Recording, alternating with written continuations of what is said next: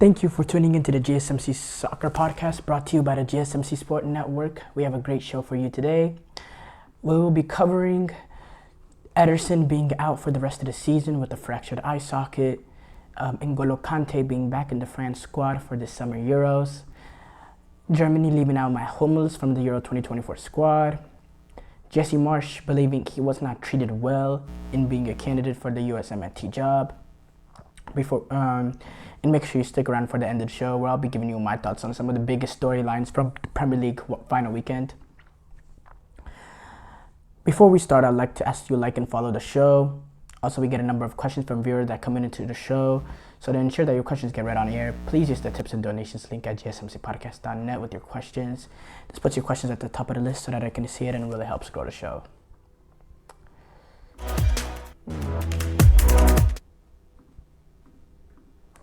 We're going to start off with Ederson. He is out for the remainder of the season, which is 2 more games with the final Premier League game coming up that can wrap up the Premier League and an FA Cup final. These are 2, huge games for Manchester City. 2 must-win games for Manchester City. They've lost the Champions League this year. They got eliminated by Real Madrid in the penalty shootout. So this is these 2 games are their season essentially. They need to win both. They don't need to win the FA Cup. I think it'll just add on to the season that they had. But getting into the Premier League and another FA Cup will continue to add to Guardiola's legacy in English football for these players. This is a big 2 games coming up, a big 2-game stretch for Manchester City, but that's obvious, and they've been in these games a lot. They've been in these sort of situations a lot. So I'm not gonna add the pressure upon them. They know the expectations. They live the expectations. They succeed with the expectations. That is Manchester City. For you to have this amount of trophies, you have to be able to withstand the pressure. And Manchester City, they can definitely handle this kind of pressure. Now, as far as the situation goes for Ederson, there was a nasty injury that he suffered in that Tottenham City game, an important game for City. Essentially, Ederson came in. Christian Romero came in and he caught him in a nasty way. Got him right on the eye socket. At first we thought, looking at it when I watched it live, I thought maybe it could have been a very dangerous, just of the way he got caught. Ended up thankfully being kind of his hip that caught him rather than his knee or leg, which could have been a lot more traumatic. But it was his hip that got him and fractured his eye socket. It actually broke his right eye socket. We thought, he thought he was going to be able to continue. The physios noticed something a little bit off from him, so they signaled to Pep Guardiola, please take him off.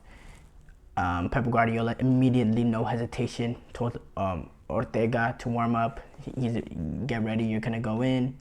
And as you came out, we saw a frustrated Ederson, whether it was frustration with the manager for making that decision, wanting to play in a penultimate game, which you can understand, or it's the fact that maybe he knew this injury wasn't something little, because if you see him on the sideline, it's pure frustration, pure devastation. Maybe in that moment he knows, this is something that may take me out longer than just the remaining of this game, especially knowing in the back of his mind he only has 2 games left in this season.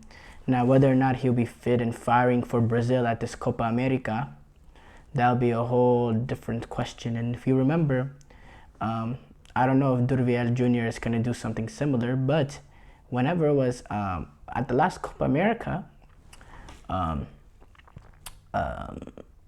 Chichi let Ederson play basically the entire tournament. In the group stages, it was, Alisson got a game, Weverton got a game, Ederson got a game, But in the knockout stages, it was Ederson that played the entire tournament all the way up to the final.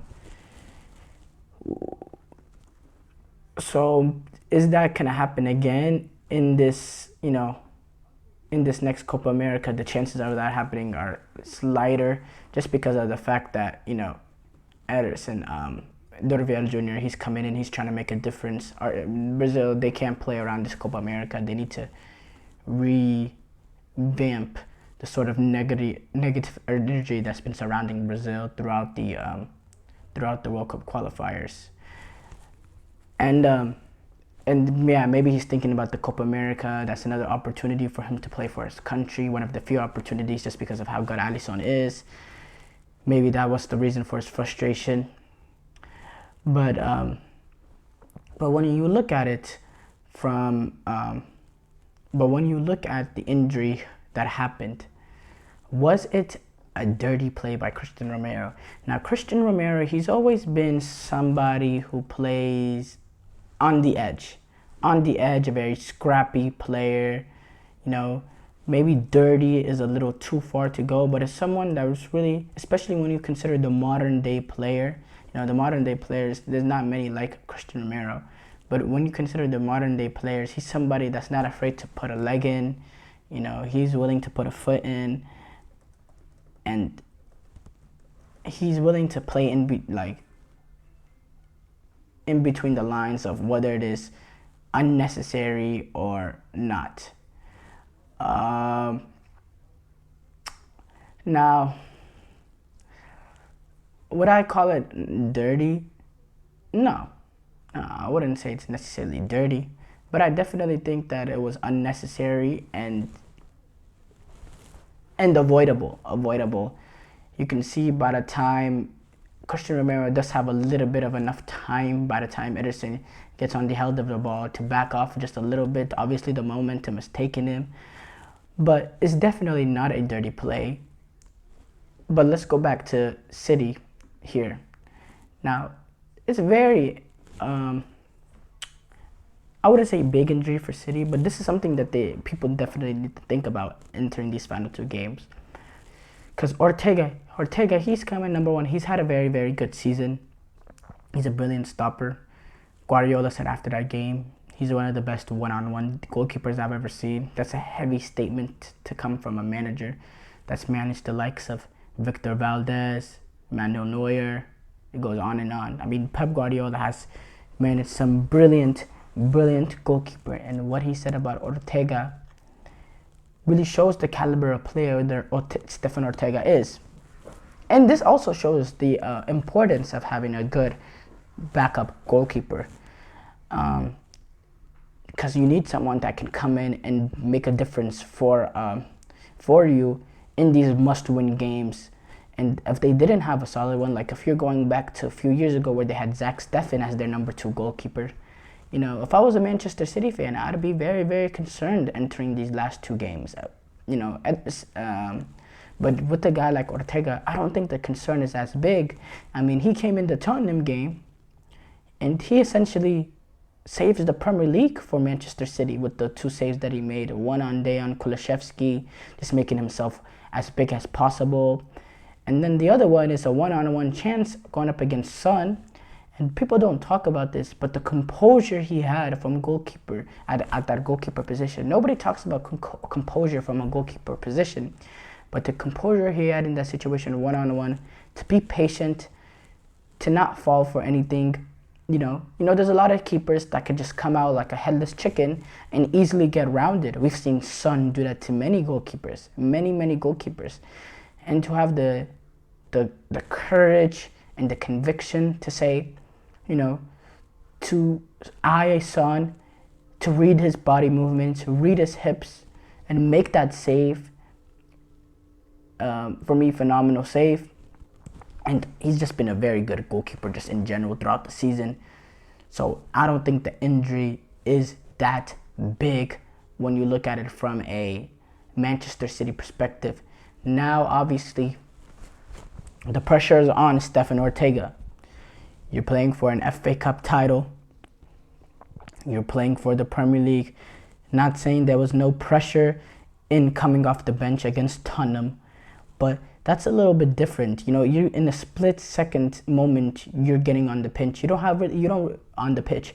You don't really have time for all the pressure to set in. You know, everything there on is just based on adrenaline. Pep Guardiola tells you to warm up. Okay, I gotta go. The goalkeeper's injured. I gotta go. Now it's different. He has a few days, or he has a whole week essentially. Not a few days, like 4 or 5 days, and then another whole week to the FA Cup final. He has some days to think about it. Like, oh my goodness. Wow, you know, I cannot cost my team the Premier League. Man, I cannot cost my team the Premier League. I cannot lose this for us. You know, we're almost here. And keep in mind, I mean, they still need to win this final game against West Ham. It is a West Ham team, and that's not the best of form. I mean, not the best West Ham team. And with the David Moyes playing his last game, and you are at home.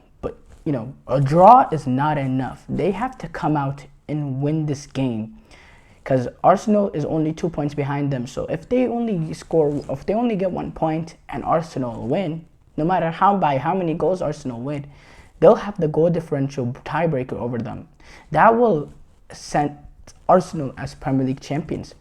So City are coming in here in a must-win situation with a second goalkeeper. And will that pressure get to Ortega? That remains to be seen. We're going to take a short break. When we come back, we'll discuss N'Golo Kante. He's back for the France squad at the Summer Euros, a surprise call-up. We'll be back shortly after this break. I feel like I'm losing my mind. Is everybody in the world blind? Please, Lord, give me a sign, a sign. I feel like I'm losing my mind. Is everybody in the world blind? Please, Lord, give me a sign, a sign.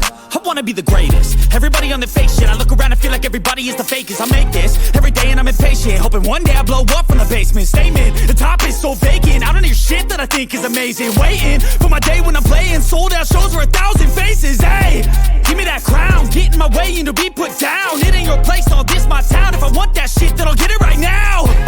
I'm losing it, the noose it fits. I'm losing shit, a stupid myth. You choose to live or choose to dip. You choose to fight or lose your grip and lose a gift. I feel like I'm losing my mind.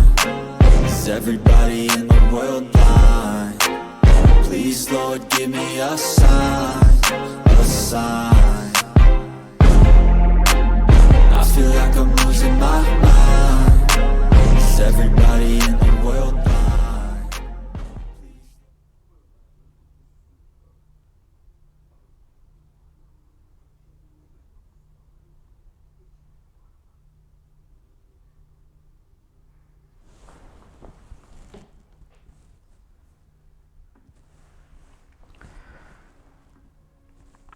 N'Golo Kante, he is back in the France squad for this Summer Euros. Look, N'Golo Kante, brilliant footballer. Just all around brilliant footballer. He's had an amazing career and it warms my heart. You have no idea how happy I am to see him back playing at top international level. And I don't think there'll be anybody to criticize this move by Didier Deschamps. And I'm not here to criticize it at all. This is, for me, absolutely great move. Look, I'm going to be lying to you if I said I watch Saudi Pro League. I don't watch Saudi Pro League at all. I don't really have the time to watch that. I have a lot of the top European leagues to worry about in the first place. But this was a guy that didn't leave, you know, he was injured. He was injured a lot at Chelsea, but there was no crazy drop-off for me. Obviously, there was a drop-off in Chelsea, and he was injured, and, you know, he was in and out of the team. But I didn't see no crazy drop-off. And obviously, Didier Deschamps, he has scouts in there, and scouts there that's watching, he's studying, and he's seeing, and he's noticing, you know, N'Golo Kante, there is no real drop-off. he must have. That's the reason why he brought him in the squad. And Didier Deschamps, he's not just trying to do favorites. Remember or not, Didier Deschamps had something similar to do. Had a similar opportunity in Matuidi. Matuidi was a World Cup winner for France at the World Cup, and he started for France at the World Cup in 2018. He was an important piece in that puzzle. He goes on. He moves to play in the Inter Miami, and that's the end of his run of playing for France. Despite the fact that he didn't come out and internationally retire for France, it just kind of happened just by subconsciously by going to Europe. Didier Deschamps, he's not afraid to make these sort of decisions. When you look at the Euros 2016 squad, he brought in an Ander Pierre Gignac, who was playing at Tigres at the time for the Mexican League. And he ended up being the second striker in that Euros, an important striker, because besides Giroud, they needed somebody else off the bench that can make an impact. Now, N'Golo Kante, whether he's coming in, he's going to be a starter or not, that's probably not. Just when you look at the guys like Zaire Emery, Adrien Rabiot, Griezmann, who's going to play in that midfield, Tchouameni, Camavinga, they got midfielders. But he could come in and he can make an immediate impact, and he'll provide leadership experience. He has won a World Cup. He's not going to be a problem in the locker room, one of the nicest football players, one of the most quiet football players. And, if he's playing at the level of Saudi League that he's, he's been brilliant, why can't he come in and make a starting impact for this French national team at these Euros? Why couldn't he do that? When you look at his ability to cover ground, his defensive ability in one-on-one, the protection he provides for a France center-back partnership that's going to be relatively inexperienced on the international stage. This French center-back partnership, I'm very interested to see which direction they go. Who do they start at the Euros? Lately at the last international window, it was Pavard and Upamecano. That was the last international window when they played Germany. He also tried Saliba and Konate. And Saliba, he has not really been one of Deschamps' favorites like that. I really do not know where they want to go with the center-back partnership. And no matter what they choose, they're going to have inexperience at the back line in the international level. So why that elevates the importance of a guy like N'Golo Kante that can come in, provide secondary defensive stability, cover a lot of ground, be a workforce, allows guys like Griezmann to do primary the attacking part of the game. Griezmann won't have to come back and do a lot of the work that he had to do at the World Cup, covering spaces. N'Golo Kante could do that. Adrien Rabiot also had a lot of work he had to do. He could help out.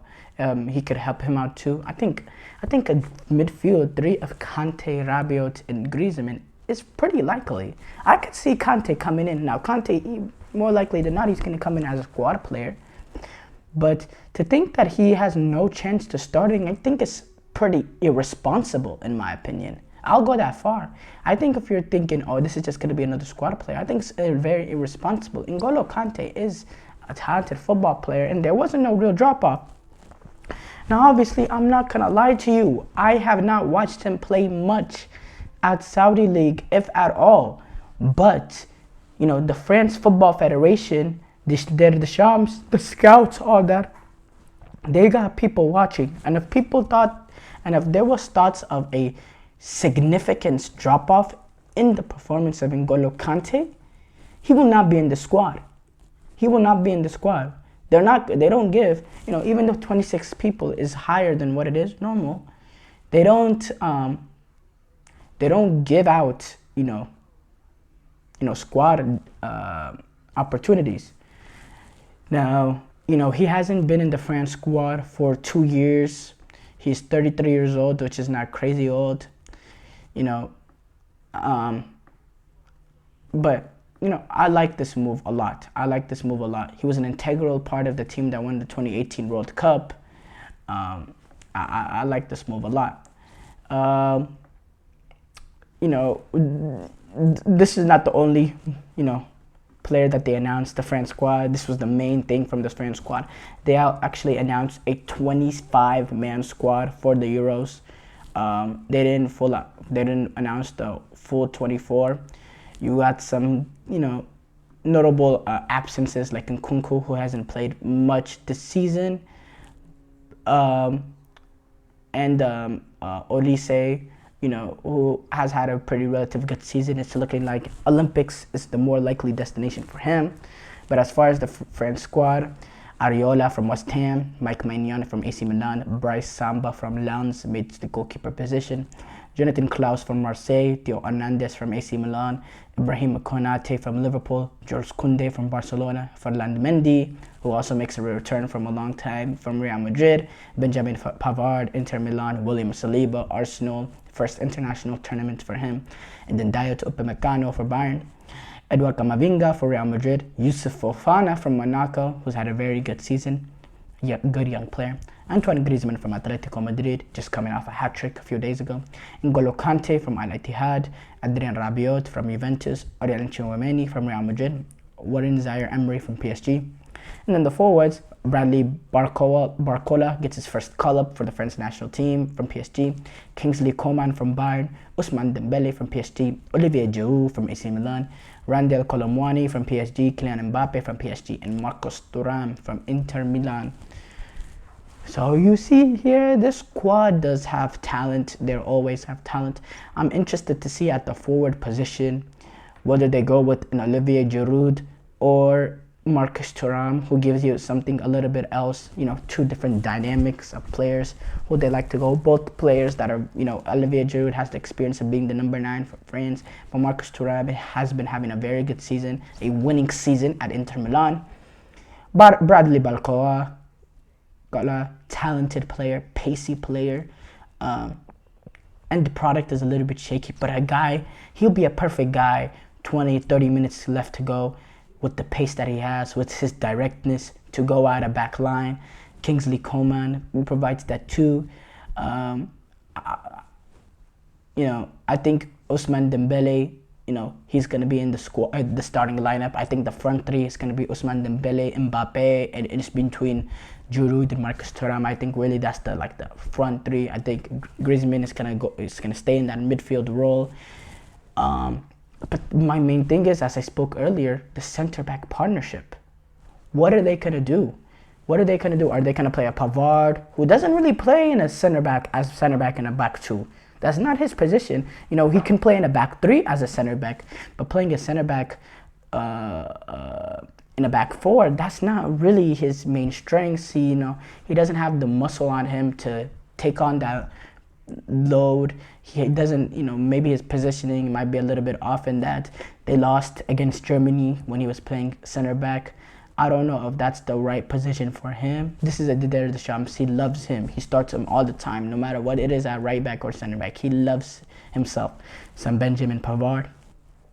But yeah, the Saliba, does he finally get some favor after a very good season? Does he finally get some favor from Didier Deschamps? Lucas Hernandez, that's a big loss. He tore another ACL, missing another international tournament for France. It's a huge loss for them. That's somebody that could have filled that center back role. Upamecano, not playing much for Bayern, been shaky all season. Konate, I think he's probably gonna get in there. Konate, and I think the other slot really comes down to either Pavard or Saliba. Saliba is the best center back out of the lot, but it really just depends on Deschamps and what direction he'd like to go in. We're gonna take a short break here. When we come back, we'll discuss Germany leaving Matt Hummels from the Euro 2024 squad. Looking for your daily fix of sports talk without having to pay for it? GSMC Sports Network is available on YouTube. Just search GSMC Sports Network. Get your fix of daily sports talk shows on YouTube, absolutely free. NFL, college football, NBA, MLB, MMA, UFC, fantasy football, and so much more. GSMC Sports Network has shows running all day long, with new sports shows starting every 2 hours. Just like on your favorite cable sports channel, except GSMC Sports Network is absolutely free. Just search GSMC Sports Network on YouTube to catch one of your new favorite shows, like the GSMC College Football Podcast, Chip Shot Football Podcast, Hoops and Heels Women's Sports Podcast, GSMC Basketball Podcast, and so many more. Check it out for yourself. GSMC Sports Network, now available on YouTube absolutely free. Search GSMC Sports Network on YouTube right now.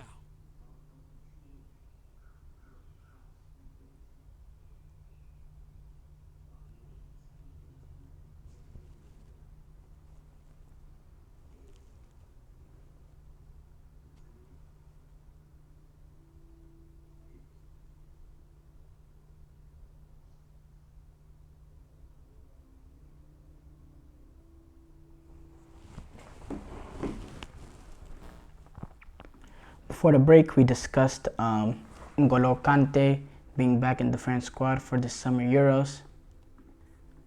Now we have to discuss the German national team leaving out Matt Hummels from their Euro 2024 squad. The Germany national team came out with their squad. It's a talented squad, no denying it. Guys like Toni Kroos making his return, guys on good form, playing at the top clubs like a Jonathan Tah, a center back, Antoine Rüdiger, Florian Wirtz, Kai Havertz. Talent everywhere in this German national team squad. Julian Nagelsmann, there was leaks. It was a couple guys being leaked every day, but now it was officially announced. This is technically the preliminary squad with about 27 players or so, but I mean, they have 4 goalkeepers, so if they're gonna remove one guy, it'll probably be a goalkeeper.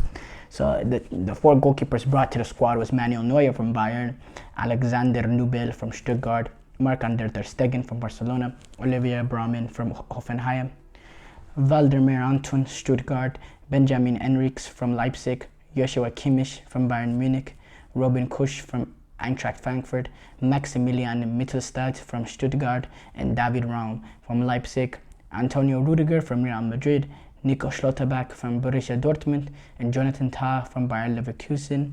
Midfield is Robert Andrich from Bayer Leverkusen, Chris Führich from Stuttgart, Pascal Grob from Brighton, Ilkay Gundogan from Barcelona, Toni Kroos from Real Madrid, Jamal Musiala from Bayern Munich, Alexander Pavlovich from Bayern Munich, Leroy Sané from Bayern Munich, and Florian Wirtz from Bayern Leverkusen. And then the forward consists of Maximilian Bayer from Hoffenheim, Nicolas Füllkrug, Borussia Dortmund, playing in the Champions League final actually, Kai Havertz for Arsenal, Thomas Müller, the experience, the veteran, the leader, the goal scorer from Bayern Munich, and Dennis Undav from Stuttgart. Now there is talent everywhere in this team. There's no denying that, but there has been talent for this Germany team forever, including the last few international tournaments where they took a lot of talented players but completely failed and completely let down their country. I don't know if that's something harsh, but that's just the flat out truth. When you look at getting eliminated in the group stages from both World Cups and losing in the round of 16 in the Euros, it's just unacceptable. It's not good enough for Germany. There was a lot of criticism that went to Joachim Löw's Leve. Now Joachim Löw steps down, and you bring in a guy like a Hansi Flick, who had very good results at Bayern, winning the Champions League. You bring him in, they get eliminated in the group stages, and then struggle a lot in the preparation for the Euros, so they sack him.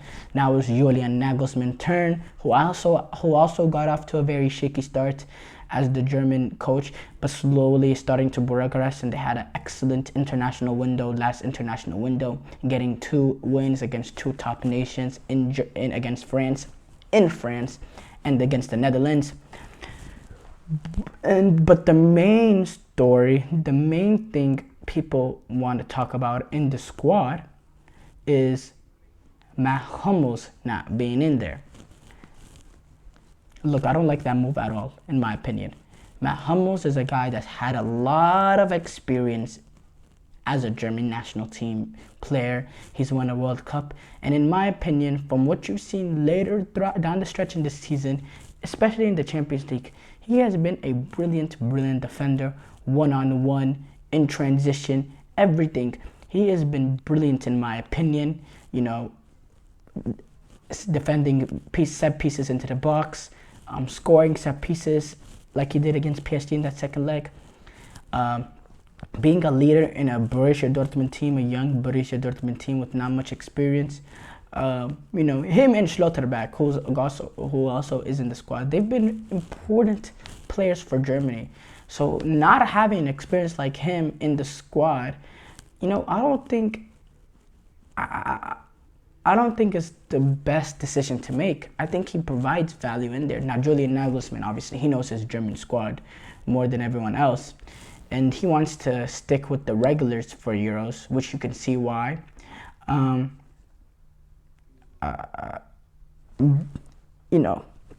He also ignored the Julian Brandt, who's also been good for Dortmund in the stretch to the Champions League final. They're both, Matt Hummels and Julian Brandt, they're also, they're winners of the 2014 World Cup. But he wants to stick with the teams that he beat France and Netherlands with in March. He also left out Leon Goretzka, who, this is strictly based on form. With a guy like Leon Goretzka, I think Leon Goretzka, he's been a pivotal part for Germany for the last couple of years. But, when he has been on the German national team, there has been no success at all. Not because of him, but just because of the time that he came into Germany. Now that he's in bad form, and you're looking like a guy like Florian Wirtz, Toni Kroos coming back, Joshua Kimmich being an option in midfield, Ilkay Gundogan. They're looking at it, and there's no place for Leon Goretzka, who's not who has had a poor season, didn't start in the game against Real Madrid in the second leg, and I could see the perspective of not bringing in a guy like Florian Wirtz. This announcement was made in downtown Berlin near the famous Brandenburg Gate, and this announcement included 3 members of the Germans' 2014 World Cup winners, including Manuel Neuer, Thomas Müller, and Toni Kroos. So there is still experience there. Ilkay Gundogan, he's probably going to be the captain, him or Neuer. So there is still experience there. But when you look at the back line, the center backs, you have a Rudiger who, he does have experience playing in Champions League, but international tournaments hasn't had much success. Schlotterbeck, Jonathan Tah, David Raum, Maximilian Mittelstadt, Robin Koch, Benjamin Henriques, Vladimir Anton, Joshua Kimmich, who's listed as a defender in the squad. Not much experience in that from that World Cup winning squad. So I think Hummels could have been a good addition, but Nagelsmann wants to stick what he's done best. Now this is a German national team with huge pressure. They want to defend their home nation, and I think the pressure has been vamped just a little bit based on the last international window.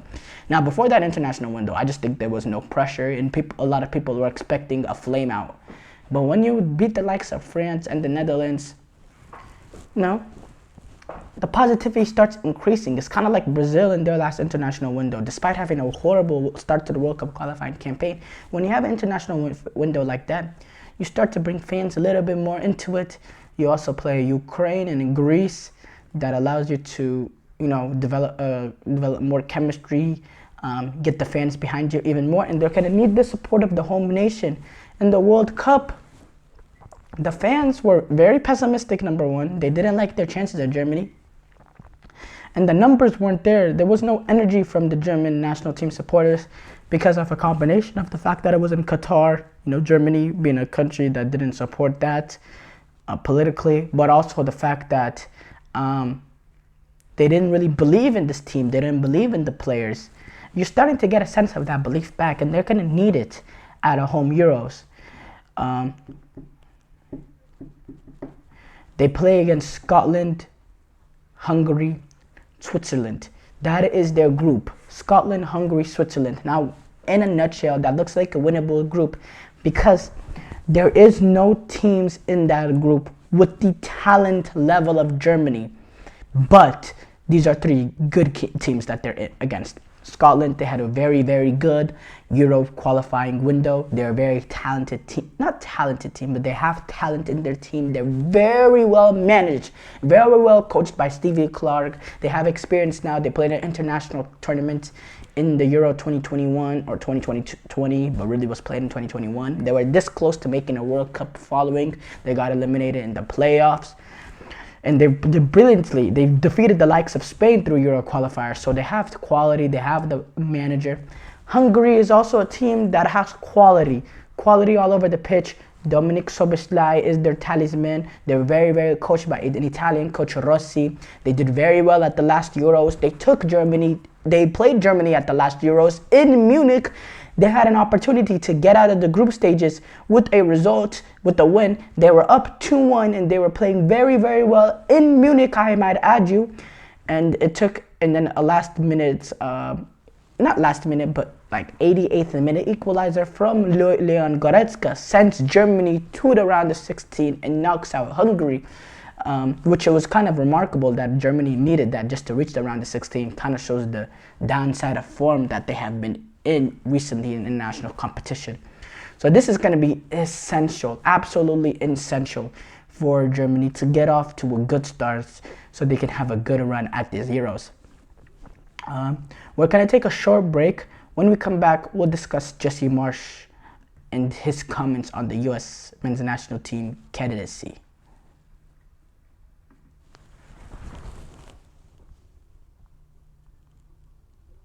For the best and latest podcasts available anywhere, go to the podcast app on your cell phone and type in GSMC to access free content-rich podcasts on health and wellness, book reviews, sports, entertainment, relationships, social media, movies, technology, finance, and even weird news. Subscribe and download the GSMC Podcast Network's family of shows, available everywhere podcasts are found.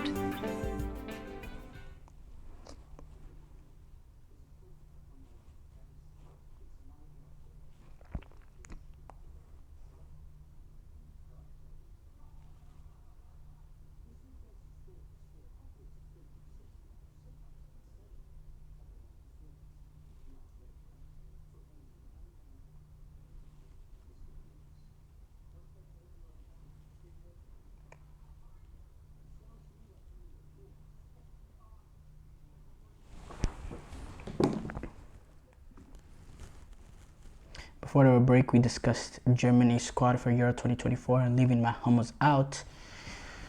Now we gotta discuss an interesting topic regarding Jesse Marsch. As you know, I was talked about one of the previous shows about Jesse Marsch being coach of the of the Canada national team, being announced as their head coach. But there's a little bit more to the story now. Now that he's been hired, now that he's kind of settling in, he started reflecting on a process that he went through when he was interviewing for the U.S. men's national team job a year ago, when they had the should we keep Berhalter or not stint. Basically talking about how he wasn't treated very well by the U.S. Soccer Federation. He was a candidate for the U.S. MNT job when it was vacant last year. And the Federation eventually, they decided it's time to, they wanted to rehire Greg Berhalter, which I think was a massive mistake, and it was a disgrace how they announced it right before the Nations League final against Mexico.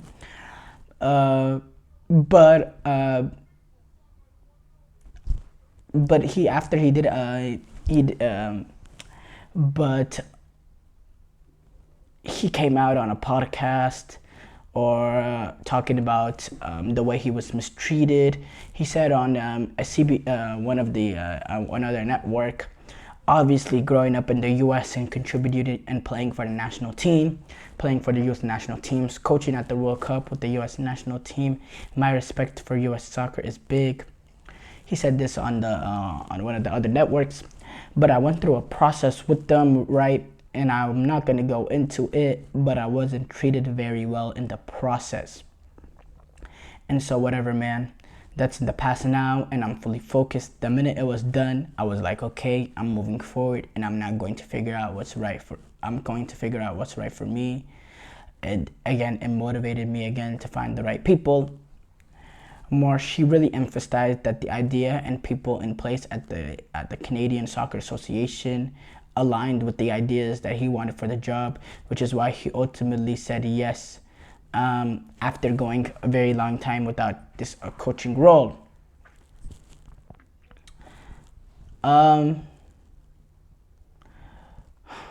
There's a lot there to unravel. Now, he says he wasn't treated right, Jesse Marsch, in that process. I don't know why I make those comments and not go into specifics in that point, because obviously people are going to speculate. Now, look, I've had my problems with the U.S. men's national team when it comes to hiring cycles, going all the way back to the post-2018 debacle World Cup debacle, when they didn't even hire the likes of, well, they didn't even interview the likes of Julian Lopetegui, a manager that wanted to be just considered for the job. They weren't even willing to interview him. The lack of big manager interviews, and if they did, like, they talk about big managers, it was kind of just for show. I think this whole cycle that we went through recently, just to bring back Greg Berhalter, was just kind of a show, just to make us think, oh yeah, we're considering other managers, which, when I don't think they truly were. I just think they were trying to get this investigation thing out of the way. But I don't understand it at all. I don't understand what the process is within this U.S. men's national team. Now, obviously, there's some sort of, I can see Jesse Marsch, she's trying to build some sort of a rivalry between the U.S. and kind of make it, and he has a rivalry with Berhalter. Let's just get it out of the way. Some of the comments that he's made since he became a pundit or so, he's not the biggest fan of Berhalter, and I don't blame him, especially when he believes he's a better manager, which he is, but he's watching another coach this team at a home World Cup.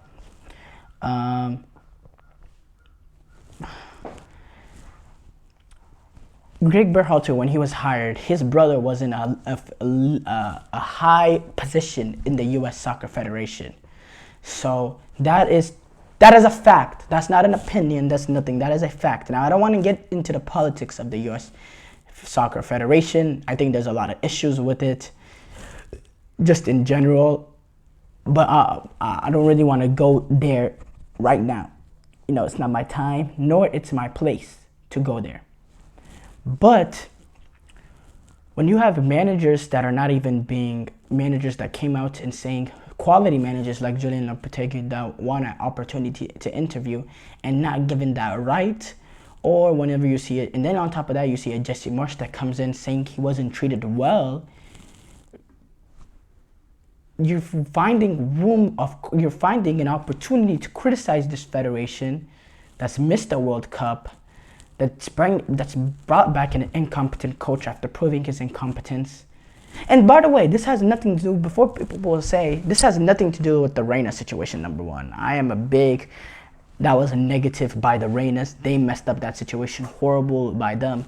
I'm in that camp. So this has nothing to do with the Reina situation. This is strictly based on performance and coaching capabilities. I am not a Berhalter supporter. I don't think he's good enough.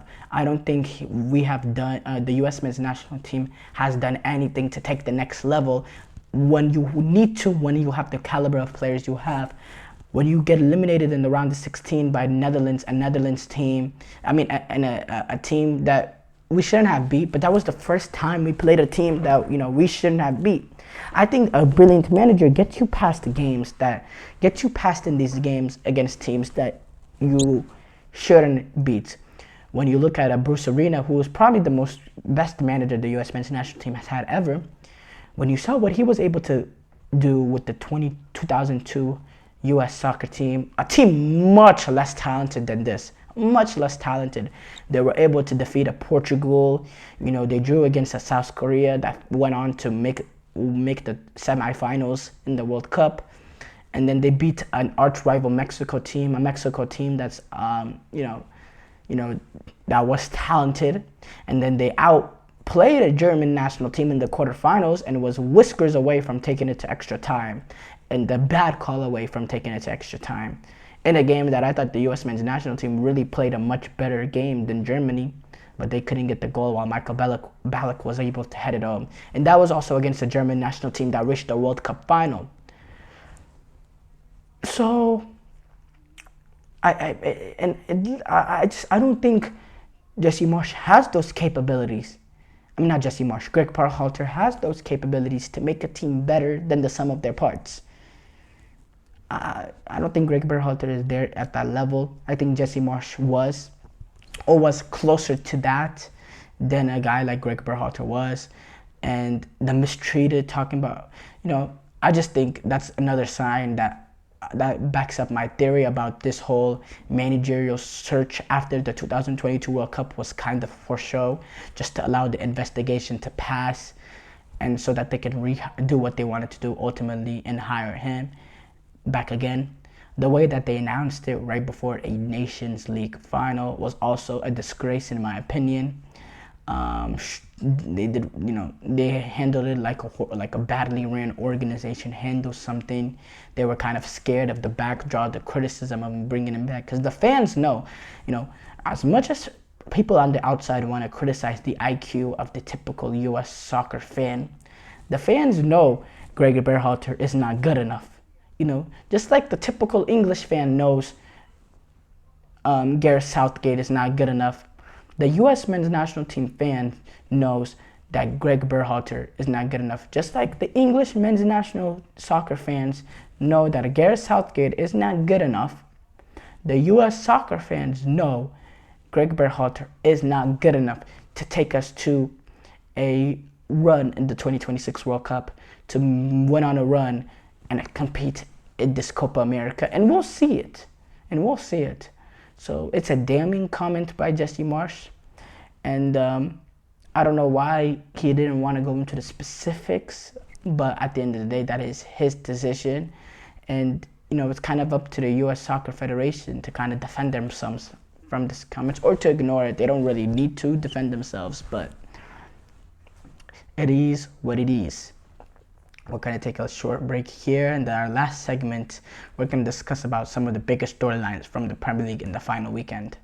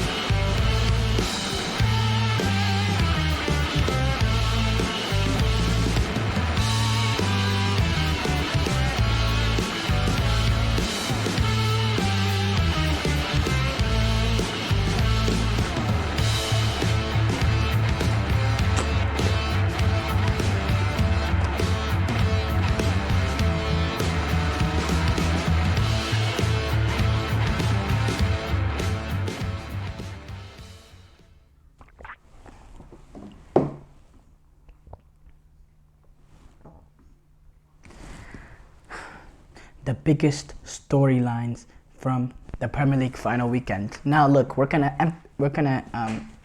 emphasize the Premier League here and talk more about the Premier League, but I will touch on some of the other leagues that are going around the world and some big things going on there.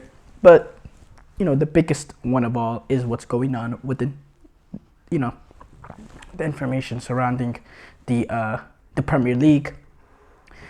Manchester City, first place. They can clinch their Premier League title by defeating West Ham on Sunday. Arsenal also have an opportunity to win the league. They must win at home against Everton, and Man City either needs to lose or draw for Arsenal to win the title. Now, if Arsenal win and Man City draw, Arsenal would also win the title on goal differential, since they have a +1 goal differential over them right now flat. So if both of them finish with a draw, if Arsenal wins and Man City draws, Arsenal would win.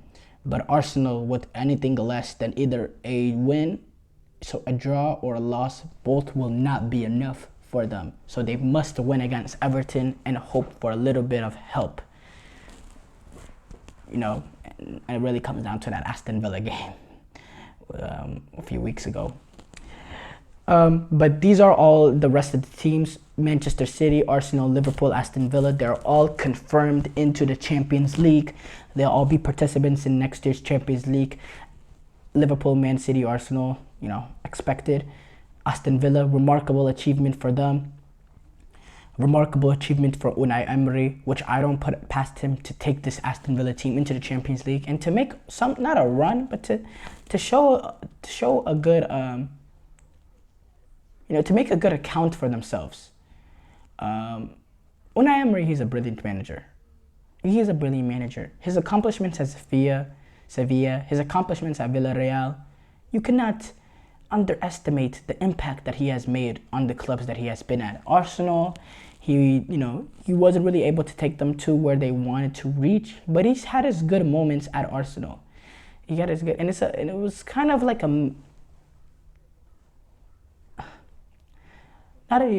not a bad club at a bad timing, but it could have been in a better situation for Unai Emery.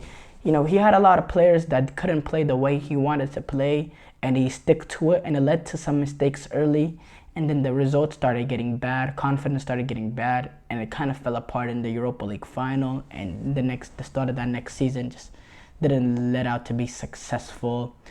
I think his campaign at Arsenal could have been a lot better if he won that Europa League, knowing that they would have Champions League football next year. Maybe that brings in more money for them to spend. Also, he was never properly backed at Arsenal. And that wasn't the best, times for him. But now what he's done at Aston Villa, brilliant, 68 points in 37 games. He has a very good opportunity to have a 70-point season with Aston Villa. That's a phenomenal, phenomenal accomplishment. Now, as far as Europa League and the Premier League, as of right now, only 5th place gets Europa League, with the other spot first going to the FA Cup winners. That's first. But if Manchester United loses to Manchester City in the FA Cup final, 6th place in the Europa League, 6th place in the Premier League will go to Europa League. But if Man United were to win, since they're not in the top 6, Man United will take that 6th place spot, enter straight into the Europa League, and 6th place will go to the Conference League. And as far as the Europa League, Tottenham, they're clinched. They're in the Europa League. They're not clinched actually, because they're only 3 points behind Chelsea with the game in hand. But they play a Sheffield United team, which they only need a point. A point is enough for them to be 100% guaranteed Europa League. Chelsea, they're in a position where they could jump Tottenham.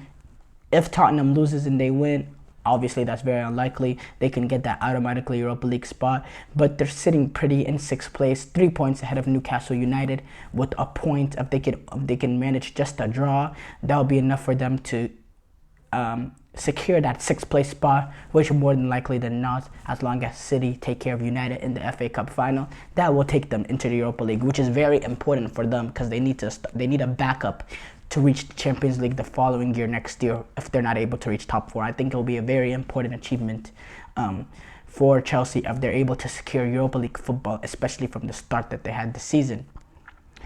Now Conference League goes to one spot, and it'll probably be, pending the FA Cup final, it'll be either the 6th or 7th place. They'll go into a Conference League, which is a battle between Newcastle and United and Chelsea, but at Chelsea also really depends on whether or not that FA Cup final goes, because it's all a knock-up final effect. If Manchester United wins, 6th place Conference League. If Manchester United loses, 7th place Conference League. As far as relegation goes, Burnley and Sheffield United, they are relegated. They're officially relegated. There's one more team that's still needed to go with them. It's between Nottingham Forest and Luton Town. Now, look, technically Luton Town are still in contention, but effectively they are indeed relegated because their goal differential is crazy.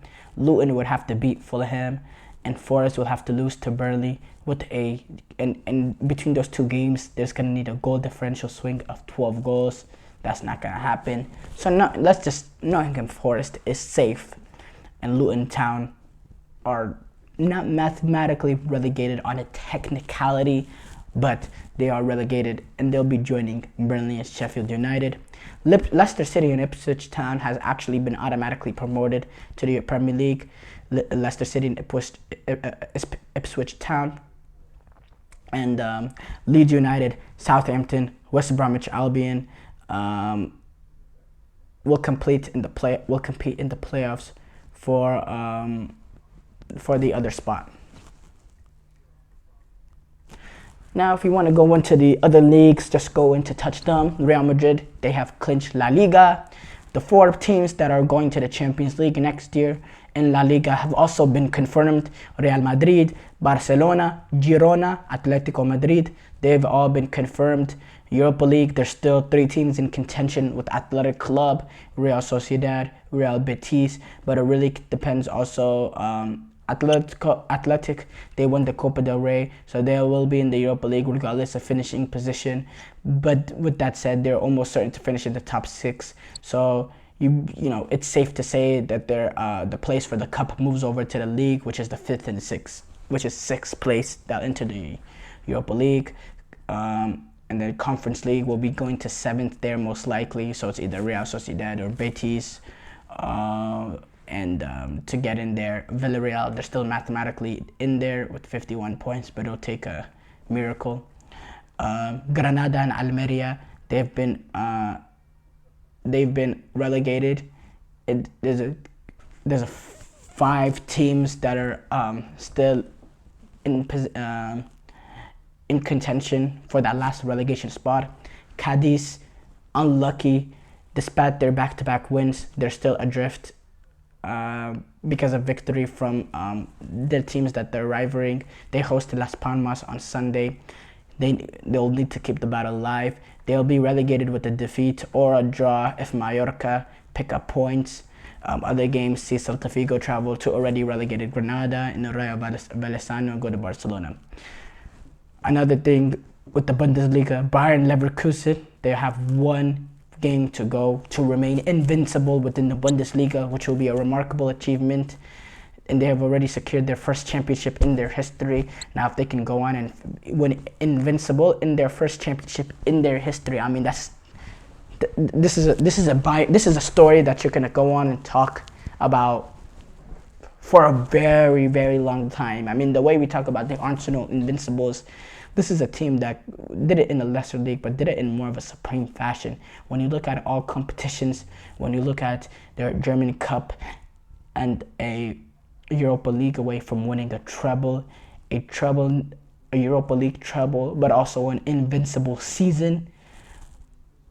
Wow, that'll be phenomenal. Wow, it's a storytelling ending.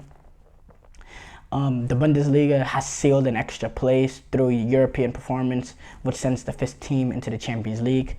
They're confirmed. Leverkusen will be in the Champions League next year. Bayern Munich will be in the Champions League next year. Stuttgart, Leipzig, Borussia Dortmund, they'll all be in the Champions League. And depending on whether or not Borussia Dortmund can win the UCL final, which automatically gives them a spot in the UCL next year, the 6th place team will move on to the Champions League, which is close between Eintracht Frankfurt and Hoffenheim, who Eintracht Frankfurt, they're 3 points ahead of Hoffenheim with the last games to go, and if they can, there's not a huge goal differential swing, so it could go either way, but that's still going on. Real quick with Serie A, Inter has wrapped up the Scudetto, and 4 Champions League spots have been secured. Inter Milan, AC Milan, Bologna, Juventus, and then Atalanta, Roma, and Lazio. They're battling for that final spot, and it really depends on the Atalanta situation with them in the Europa League final.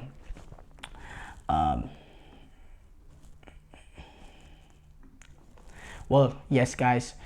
Thank you for tuning into the GSMC Soccer Podcast, presented by the GSMC Sports Network. Your support means a lot to us, so please remember to subscribe to the show and leave a positive review. It really does make a difference. We also invite you to follow us on Facebook, Twitter, TikTok, and Instagram for more content and updates. Thank you once again, and have a wonderful, wonderful day.